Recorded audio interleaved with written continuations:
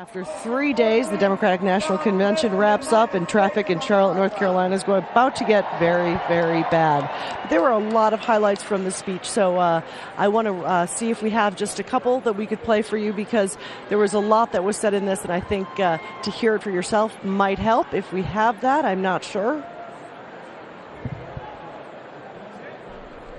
So you see, the election 4 years ago wasn't about me.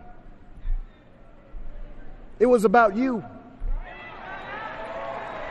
My fellow citizens, you were the change. You're the reason there's a little girl with a heart disorder in Phoenix who'll get the surgery she needs because an insurance company can't limit her coverage. You did that.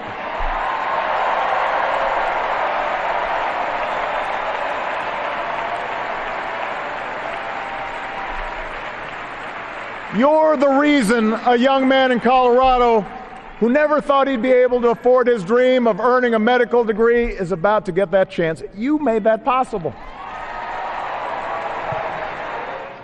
You know, obviously here in the hall, this speech went over pretty well because, these are Democratic loyalists. They flew all the way to Charlotte just to see the president. The true measure of a speech of this magnitude, you have to go out on the street, and that's exactly what we did. Rob Reynolds, I believe I heard he's at a piano bar just down the street. Rob, are you there? That's right, Patty. We've gone to Petra's Piano Bar, where there was quite a crowd just a few moments ago watching Obama's speech on a big screen TV.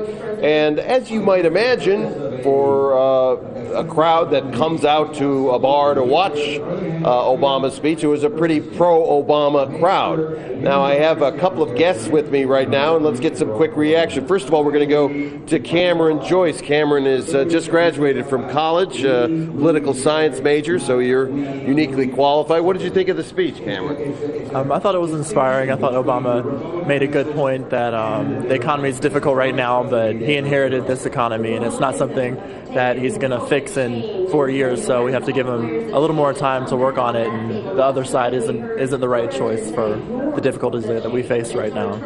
He made the point several times that he had tried to revive the auto industry, and the slogan, it seems, of the night, coined by Joe Biden, is General Motors is alive and Osama bin Laden is dead. Does that strike a chord with you?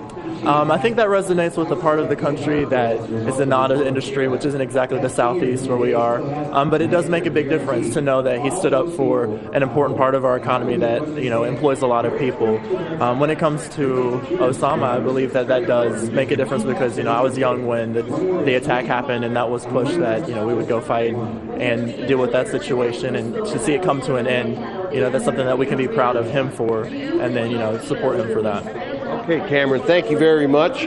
Now let's just turn over in this direction where Tom Holston is standing by. Tom, what was your impression of the speech? I thought it was beautiful. I thought it was eloquent. It was he delivered it well, and I think it spoke to the truth of what's going on. It's this country was left in disrepair after 8 years of the Bush administration, and I feel like we're picking up the pieces and we're moving forward, and it's a slow recovery, but it's getting there. A lot of people said that they were disappointed that the message of hope and change that President Obama spoke of in his first run for the presidency was somewhat deflated, or they felt that he had not met expectations. Do you feel now some sort of revival of that feeling of hope and change? Well, I never lost it. So to me, it wasn't. It's never been gone. It was just you have to.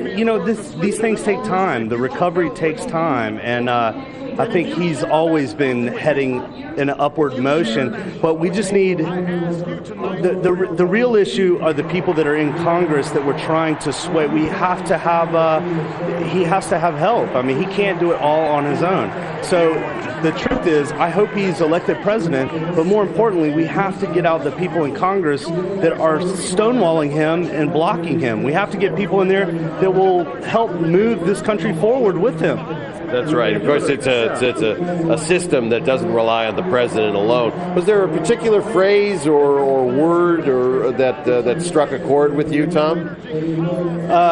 No, I mean it all struck a chord with me. It's all to me. It's just, to me, he speaks the truth. You know, it's not. I feel like he's a humble and he's a thinker. He's a person that we haven't had in a long time. So, thanks very much.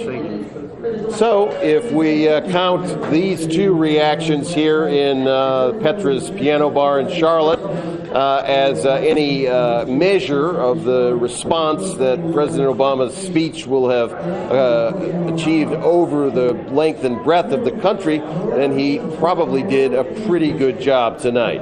Patty, back to you. Thanks, Robin. And one other indication, we're just being told by my colleague, Alan Fisher, who tweets a lot, that President Obama broke all of the Twitter records for when it comes to politics. Get this number, over 57,000 a minute, 9 million tweets about politics. But the number that this campaign really cares about is going to be the polls a couple of days from now to see whether or not he gets a bump. Jason Johnson, Dr. Jason Johnson, our political analyst, is with us once again. Jason, I'm just going to ask you a basic question because this is what you do for a living. How do you do? What did you think of the speech? I thought it was an okay speech. He's basically playing out time in the third period. Look, Barack Obama didn't say anything amazing, but he did galvanize his crowd, and that's what he needed to do. The main issue here is we saw a pugnacious Barack Obama. We saw an Obama that was willing to take some shots, some below-the-belt blows against Mitt Romney and Ryan, and we haven't seen that in about 4 years.